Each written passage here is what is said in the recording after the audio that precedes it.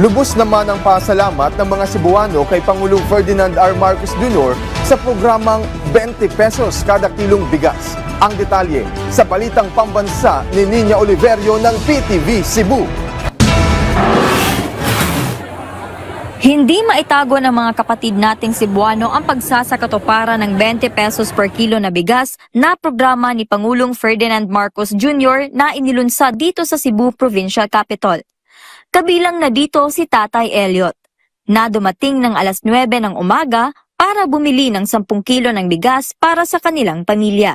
Malaking tulong anya ang murang bigas dahil makakaipon tipid siya ng 300 piso sa pagbili ng 10 kilo ng bigas sa isang linggo. Bit-bit ang nabili, sinamahan namin si Tatay Elliot na agad umuwi sa kanilang bahay at nagsaing ng nabiling murang bigas.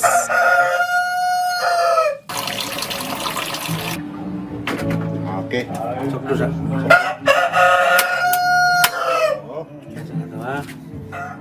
At nang maluto, isinama niya ito sa kanilang pananghalian.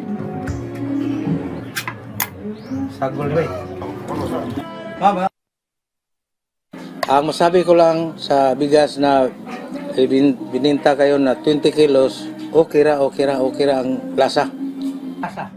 Pasok sa panlasa ni Tatay Elliot ang kalidad ng bigas. Okay. Wala kang ibang malasahan na mabaho o wala. Okay ra kayo na ng lasa.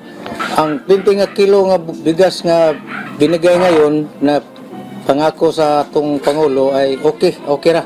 Ining bugas pero mas puti oh. Dagdag pa niya, sana'y magtuloy-tuloy na ang programang ito ni Pangulong Ferdinand Marcos Jr. Itong bigas, mas okay. Sana tuloy-tuloy na itong 20 kilo. Mr.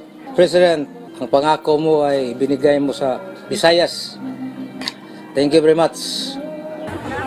Maliban kay Tatay Elliot, maaga ring pumila sina Nanay Gina at Tatay Nesiforo para makabili ng 20 pesos per kilo ng bigas na inilunsad sa Cebu Provincial Capital ngayong araw. Masaya ako ngayon, ma'am, kasi gusto kong bumili ng bigas na 20 pesos per kilo. Kasi ngayon, alam mo na ngayon, panahon, mahal na ang mga bilihin. Malaki na itong maitutulong sa pamilya ko. Yung ibang budget, iba na rin ang bilihin namin. Kasi maganda na itong na natupad na ni President yung pinangako niya na 20 pesos per kilo ang bigas.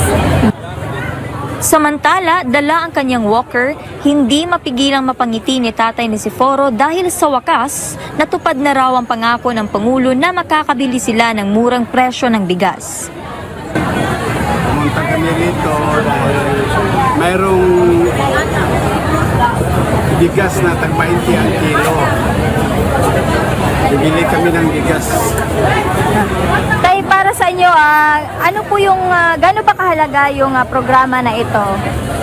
Mahalaga ito dahil barato ang bigas. Yung mga mahirap, kabili ng bigas na barato. Salamat kami ni BBM na ito na, nangyari na yung pangako niya. Pinangunahan ni Agriculture Secretary ang paglunsad sa 20 pesos per kilo na bigas dito sa Cebu na dinaluhan din ng iba't ibang kawanin ng gobyerno mula sa Department of Agriculture, Cebu Provincial Government at ni Tourism Secretary Cristina Garcia Frasco. Mula sa PTV Cebu, Nina Oliverio para sa Balitang Pambansa.